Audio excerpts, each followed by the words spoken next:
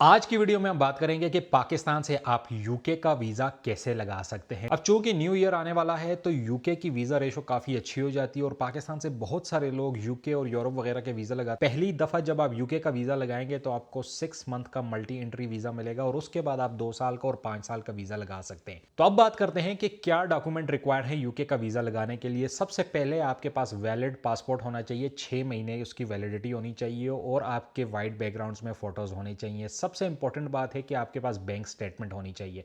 UK के लिए bank statement, source of income और टैक्स रिटर्न का एक साथ मैच होना ये बहुत ज़्यादा ज़रूरी है। यानी कि आपका जो सोर्स ऑफ इनकम है, चाहे एम्प्लॉयमेंट है या बिजनेस है, वो आपके बैंक स्टेटमेंट में रिफ्लेक्ट होना चाहिए। अगर आपकी सैलरी 5 तारीख को आ रही है तो वो आपकी बैंक स्टेटमेंट में भी नज़र आनी चाहिए। इसी तरह फिर आपने उस बैंक स्टेटमेंट को अपने टैक्स रिटर्न में भी शो कराना जरूरी है। बैंक स्टेटमेंट के बाद आपकी आ जाती है एम्प्लॉयमेंट डिटेल्स, यानी कि आप कहां पर एम्प्लॉयमेंट है, एम्प्लॉयमेंट कॉन्ट्रैक्ट आपका होना चाहिए, आपकी सैलरी स्लिप्स पिछले 3 महीने की होनी चाहिए और इसके अलावा आपकी एनओसी होनी चाहिए, यानी कंपनी बताए कि ये बंदे को हम इजाजत दे रहे हैं यूके ट्रैवल करने की। और अगर आप बिजनेस करते हैं तो आपकी बिजनेस की डिटेल यानी इनकॉर्पोरेशन फॉर्म, यानी कि जब आपकी कंपनी बनी है, एमओए एओए जिसको बोलते हैं।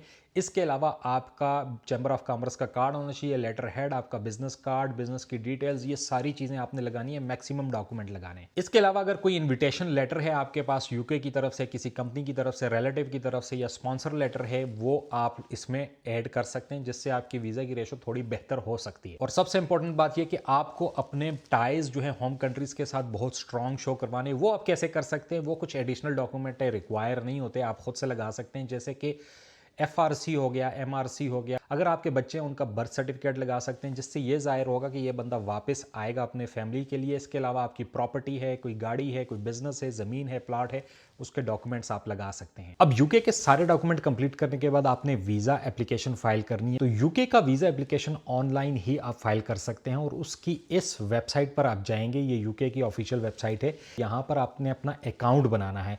यहाँ पर आप पासवर्ड और ये चीज़ें सारी लिखेंगे, अकाउंट बनाएंगे और उसके बाद एक एप्लीकेशन फॉर्म आएगा। ऑनलाइन ही सारा एप्लीकेशन फॉर्म फिल करेंगे, वहीं पर आप सारे डॉक्यूमेंट्स लगाएंगे।